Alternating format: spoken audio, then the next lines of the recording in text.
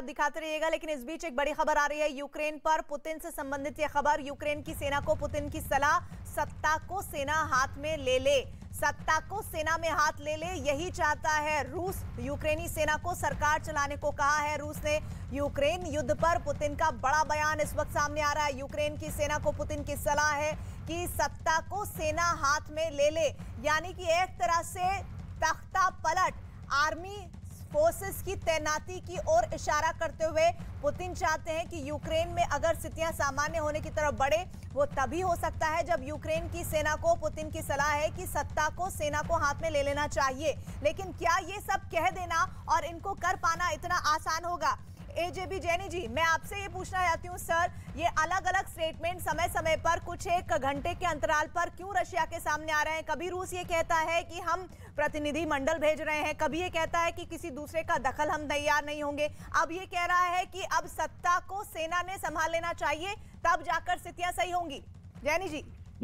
जी प्रीति, देखिए ऐसे माहौल में सबके पैतरे इस्तेमाल करने पड़ते हैं।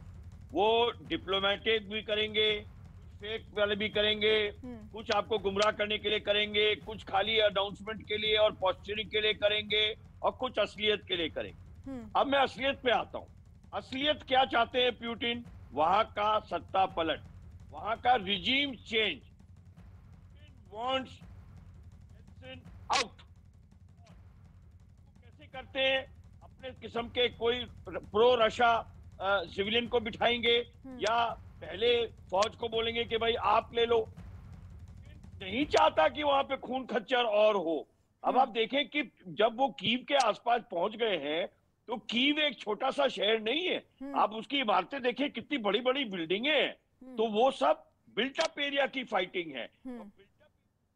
सर, आपकी आवाज डिस्कनेक्ट हो रही है बार बार। मैं अशोक सज्जनहार जी का रुख करना चाहती हूँ। अशोक सज्जनहार, तख्ता पलट चाहते हैं यूक्रेन में रूस और पुतिन, तभी शायद इस तरह की बात की जा रही है। लेकिन आज अगर हम सिलसिलेवार रूस की तरफ से, पुतिन की तरफ से दिए गए स्टेटमेंट्स को देखें, तो उनमें कई बात में अंतर विरोध भी नजर आता है। कई बार कहते हैं कि हम प्रतिनिधि मंडल भेजने को तैयार हैं, अब कह रहे हैं कि सेना को सत्ता संभाल लेनी चाहिए।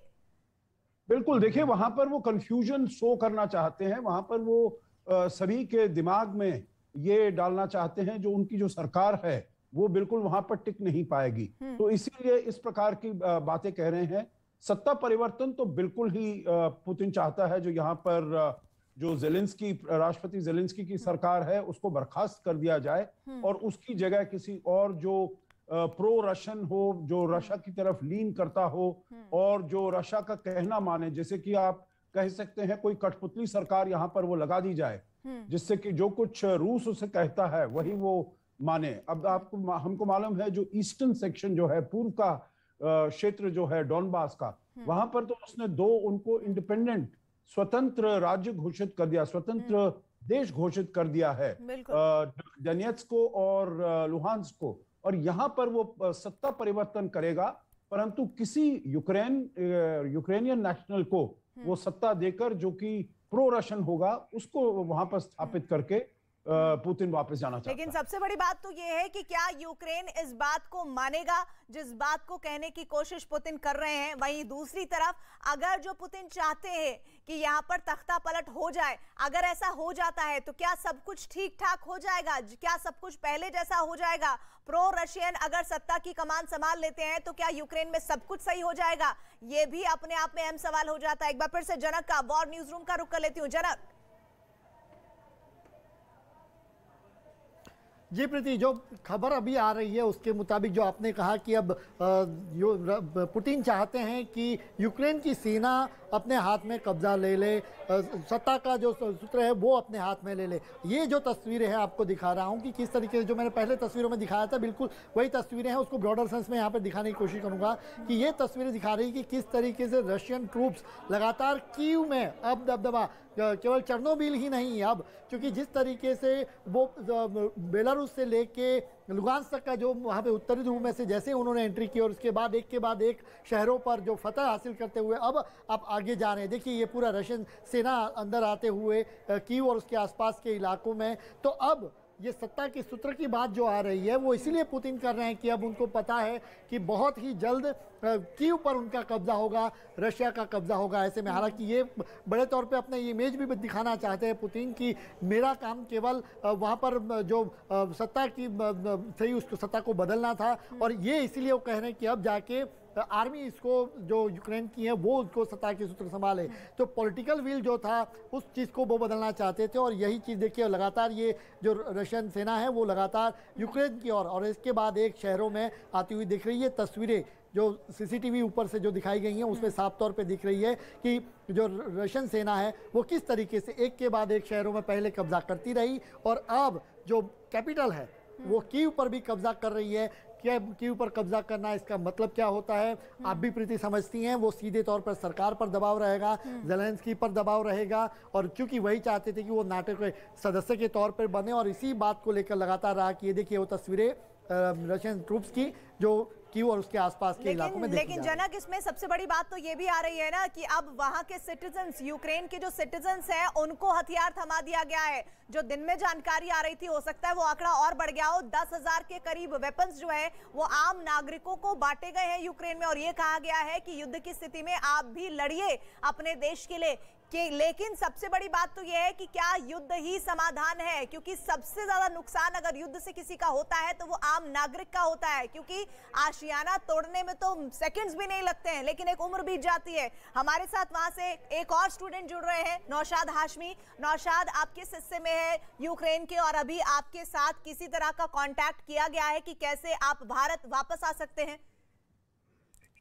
जी, क्या आप मुझे सुन पा रहे हो? बिल्कुल जी, मैं यहाँ पे इवानो फ्रैंकिस में हूँ, यूक्रेन के वेस्टर्न पार्ट में। तो जैसा कि है कि यहाँ पे वैसे सुबह को निकलने का प्लान बन रहा है, सुबह 9 बजे के आसपास, और उन्होंने इंस्ट्रक्शंस दे रखा है कि आप अपने साथ, क्योंकि बॉर्डर क्रॉस करने में बहुत जैम है और काफी वक्त भी लग सकता है, तो उन्होंने कहा कि आप अपने लिए। नौशाद, आपकी आवाज डिस्कनेक्ट हो रही है। आप इवानो, और जो मुझे जानकारी मिल रही है वो फ्रैंकविस में है, और यहाँ पर ये वेस्टर्न हिस्सा है यूक्रेन का, जैसा कि अब बता रहे थे नौशाद, और वो बता रहे हैं कि वहाँ पर ज़्यादा स्थितियाँ खराब नहीं है, लेकिन लगातार तनाव बनने के बावजूद लोगों में दहशत भी है। हमारे साथ अनीशा है, आयुषी हैं। आप तस्वीरें दिखा रही थी, एक बार फिर से कोशिश कीजिए वो तस्वीरें हम तक पहुँचाइए और दिखाइए कि किस तरह का सन्नाटा है जो कभी नहीं होता था ऐसी सड़कों पर यूक्रेन की। जी, तो हमें यहाँ पे से निकलना बिल्कुल अभी स्ट्रिक्टली मना है। आप देख सकते हैं रोड में ना ही कोई व्हीकल्स है और ना ही आपको कोई पब्लिक दिखेगी घूमती फिरती या बाहर निकलती हुई। तो यहाँ बेसिकली फुल सन्नाटा है, और अगर कोई आपको बाहर दिखेगा तो शायद पुलिस या आर्म्ड फोर्सेस ही दिखेंगी। कल while we were returning back to the apartment, उस टाइम हम लोग को आर्मी के टैंक्स भी दिखे। अनीशा, क्या अभी भी वहां पर शेलिंग हो रही है, और सबसे ज्यादा जो शेलिंग है वो किस वक्त में हो रही है? जी, लगातार यहाँ पर शेलिंग की आवाज आ रही है। जैसे मैं आपसे बात भी कर रही हूँ यहाँ पर, तो हम लोग लगातार बीच बीच में विद इन 15 मिनट्स में यहाँ पर शेलिंग हो रही है। 10-10 मिनट में भी, और लगातार कम से कम 5 से 6 बार एक बार में ही आवाज आती है। तो जिस वजह से हम लोग इसी बारे में बात कर रहे थे। तो यही माहौल है अभी हमारा। तो फिलहाल हम लोग सुबह से शाम सिर्फ शेलिंग की आवाजें ही सुनते हैं। यहाँ पर रह के सिर्फ यही सब भी सुन रहे हैं। मुश्किल वक्त है, लेकिन परिवार के सदस्यों से बात हो रही होगी, उनसे आप क्या कह रहे हैं? क्योंकि मैं समझ सकती हूँ कि तनाव बहुत होगा, लेकिन परिवार के लोग ज्यादा चिंता में होंगे क्योंकि वो यहाँ रहते हुए कुछ नहीं कर पा रहे होंगे। मैं नौशाद का रुख कर रही हूँ। नौशाद, आप कुछ बात बता रहे थे, आपका सिग्नल डिस्कनेक्ट हो गया था, प्लीज अपनी बात को पूरा कीजिए।